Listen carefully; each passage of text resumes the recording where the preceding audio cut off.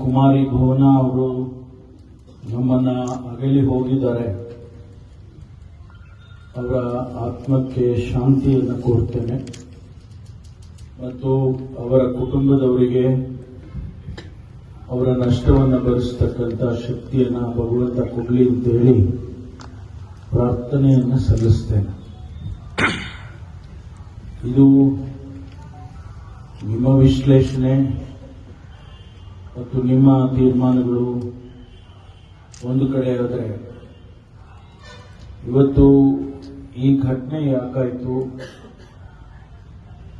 ಒಂದು ವೇಳೆ ಒತ್ತಡದಿಂದ ಆಗಿದ್ರೆ ಅಥವಾ ಬೇರೆ ಬೇರೆ ಕಾರಣಗಳಾಗಿದೆ ಅನ್ನೋದನ್ನ ಪರಿಶೀಲನೆ ಮಾಡಿಸ್ತೇನೆ. ಎರಡನೇದು, ಯಾರು ಕೂಡ ಅನ್ಯತಾ ಭಾವಿಸಬೇಡಿ.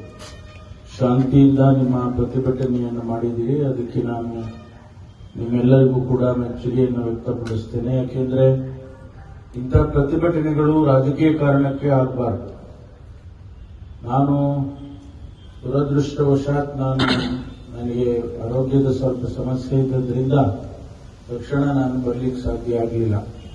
ಆದರೂ ಕೆಲಸದ ಜವಾಬ್ದಾರಿ ಚಿತ್ರದುರ್ಗ ಜಿಲ್ಲೆಯಲ್ಲಿ ನಾನು ರಿವ್ಯೂ ಅನ್ನು ಅನೌನ್ಸ್ ಮಾಡಿದ್ದೆ. ಅಲ್ಲಿ ಹೋಗಿ ನನಗಿದೇನು ಗೊತ್ತಿರಲಿಲ್ಲ. ಅದು ಅಲ್ಲಿ ಹೋದ ಮೇಲೆ ಅನಂತರ ವಿಷಯ ಗೊತ್ತಾಯಿತು. ತಕ್ಷಣ ಜಿಲ್ಲಾ ಆಡಳಿತಕ್ಕೆ ಸೂಚನೆಯನ್ನು ಕೊಟ್ಟು ಏನೆಲ್ಲ ಕ್ರಮ ಮಾಡಬೇಕು ಅದನ್ನೆಲ್ಲ ನೀವು ಮಾಡಿ ಮತ್ತು ಅವರು ಆಸ್ಪತ್ರೆಗೆ ತೆಗೆದುಕೊಂಡು ಹೋದ್ಮೇಲೆ ಡಾಕ್ಟರ್ಗಳಿಗೂ ತಿಳಿಸಿ, ಡಿಎಚ್ಒಗೆ ಮತ್ತು ಡಿಸ್ಟ್ರಿಕ್ಟ್ ಸರ್ಜನ್ಗೆ ಅವರನ್ನು ಸರಿಯಾಗಿ ನೋಡ್ಕೊಳ್ಳಿ, ಹೇಗಾದ್ರೂ ಮಾಡಿ ಅವರನ್ನು ಉಳಿಸಿ ಅಂತ ಕೂಡ ಹೇಳಿದ್ದೆ.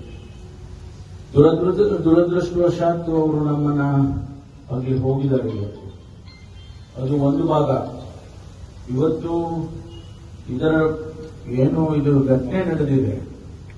ಈ ಘಟನೆ ನಾನು ಹೇಳಿದಾಗೆ ಅದಕ್ಕೆ ಕಾರಣ ಏನು ಅನ್ನೋದನ್ನ ನಾನು ವರದಿಯನ್ನು ತರಿಸಿಕೊಳ್ತೇನೆ ಮತ್ತು ನಾನು ಬೇರೆ ಹಂತದಲ್ಲಿ ಅದನ್ನು ಪರಿಶೀಲನೆಯನ್ನ ಮಾಡಿಸ್ತೇನೆ.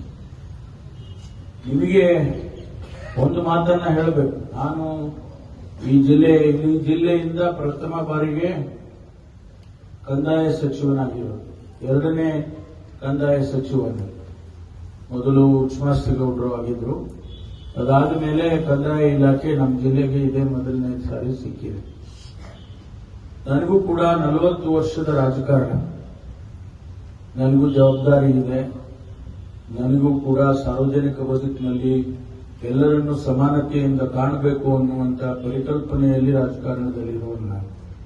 ಹಾಗಾಗಿ ನಿಮ್ಮನ್ನ ಯಾರು ಕೂಡ ನಿರ್ಲಕ್ಷ್ಯ ಮಾಡೋದಕ್ಕೆ ಸಾಧ್ಯ ಆಗೋದಿಲ್ಲ, ಅದಕ್ಕೆ ನಾನು ಕೂಡ ಬಿಡೋದಿಲ್ಲ.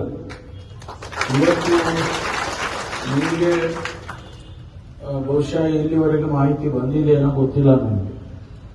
8 ವರ್ಷದಿಂದ ಗ್ರೇಡ್ 1 ತಹಶೀಲ್ದಾರ್, ಗ್ರೇಡ್ 2 ಇಂದ ಗ್ರೇಡ್ 1 ತಹಶೀಲ್ದಾರ್ಗೆ ಪ್ರಮೋಷನ್ಸ್ ಕೊಟ್ಟಿದ್ದಿಲ್ಲ. 8 ವರ್ಷದಿಂದ ಪ್ರಯತ್ನ ನಡೀತಾ ಇತ್ತು. ನಾನು ಬಂದ ಒಂದೇ ವಾರದಲ್ಲಿ ಇವತ್ತು ಅದನ್ನ ಕ್ಲಿಯರ್ ಮಾಡಿದೆ. ಕಾರಣ ಏನು ಅಂತ ಹೇಳಿದ್ರೆ, ಒಂದು ಹಂತದಲ್ಲಿ ಪ್ರಮೋಷನ್ಸ್ ಆದ್ರೆ ಕೆಳಗಿನವರಿಗೂ ಕೂಡ ಅದು ಬರುತ್ತೆ. Grade 1 to grade 2 to grade 1 ಆದ್ರೆ ಆರ್ಐ ಇಂದ ಗ್ರೇಡ್ 2 ಬರುತ್ತೆ. ಆರ್ಐ ಆದ್ರೆ ವಿಎಒಗಳಿಂದ ಆರ್ಐಗಳಿಗೆ ಬರುತ್ತೆ. ಇದು ಚೈನ್ ರಿಯಾಕ್ಷನ್. ಈಗಾಗಲೇ ಅದನ್ನ ನಾನು ಪ್ರಾರಂಭ ಮಾಡಿದ್ದೇನೆ. ಬಹುಶಃ ಇನ್ನೊಂದು ವಾರದಲ್ಲಿ ವಿಎಒಗಳಿಂದ ಗ್ರೇಡ್ ಆರ್ಐಗಳಿಗೆ ಪ್ರಮೋಷನ್ಸ್ ಅನ್ನು ಕೂಡ ಈಗಾಗಲೇ ನಾವು ಆಗ್ತಾ ಇದೆ. ಅವರಿಗೆ ನಾನು ಪರ್ಮಿಷನ್ ಕೂಡ ಕೊಟ್ಟಿದ್ದೇನೆ, ಎಲ್ಲರಿಗೂ ಸೂಚನೆ ಕೊಟ್ಟಿದ್ದೇನೆ, ಎಲ್ಲ ಜಿಲ್ಲಾಧಿಕಾರಿಗಳಿಗೂ ಸೂಚನೆ ಕೊಟ್ಟಿದ್ದೇನೆ. ಆದಷ್ಟು ಶೀಘ್ರವಾಗಿ ಇದನ್ನ ಮಾಡಬೇಕು ಅಂತ ಕೂಡ ನಿಧಾನಕ್ಕೆ ಮಾಡಿ, ಅಂದ್ರೆ ಕ್ವಾಲಿಟೇಟಿವ್ ವರ್ಕ್ ಅನ್ನ ಮಾಡಿ ಕೊಡ್ಬೋದಾಗಿತ್ತು. ಆದ್ರೆ ಅವರಿಗೇನು ಕಾರಣ ಇತ್ತು ಗೊತ್ತಿಲ್ಲ. ಅವರು 1 ತಿಂಗಳು ಸಮಯ ಕೊಟ್ಬಿಟ್ಟು ಇಡೀ ರಾಜ್ಯದಲ್ಲಿ ಇವತ್ತು ಒಂದು ದೊಡ್ಡ ಎಕ್ಸರ್ಸೈಸ್ ಅನ್ನ ಒಂದು ಭಯದ ವಾತಾವರಣದಲ್ಲಿ ಕೆಲಸ ಮಾಡೋ ರೀತಿಯಲ್ಲಿ ಮಾಡಿದ್ದಾರೆ.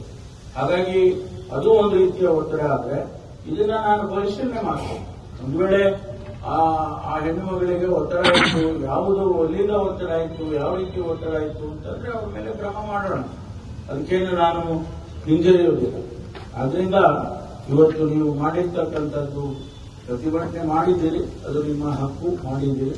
ಅದರ ಬಗ್ಗೆ ನಾನೇನು ಹೇಳೋದಕ್ಕೆ ಹೋಗೋದಿಲ್ಲ. ನಾನು ನಿಮ್ಮ ಸಮಸ್ಯೆಗಳಿಗೆ ನಿಮ್ಮ ಜೊತೆಯಲ್ಲಿ ಇರ್ತೇನೆ ಅಂತ ಅಷ್ಟೇ ಹೇಳ್ತೇನೆ. ಆಮೇಲೆ ಅವರ ಕುಟುಂಬದವರಿಗೆ ಈಗಾಗಲೇ ಇನ್ಶೂರೆನ್ಸ್ 1 ಕೋಟಿ ರೂಪಾಯಿ 15 ದಿವಸದೊಳಗಾಗಿ ಬರುತ್ತೆ. ಅದರ ಜೊತೆಯಲ್ಲಿ ಎಲೆಕ್ಷನ್ ಕಮಿಷನ್ ಇಂದ 30 ಲಕ್ಷ ರೂಪಾಯಿ ಕೊಡೋದಕ್ಕೆ ಅದನ್ನು ಕೂಡ ಈಗಾಗಲೇ ರೆಕಮೆಂಡ್ ಮಾಡಿದ್ದಾರೆ, ಮಾಡಿದ್ದಾರೆ.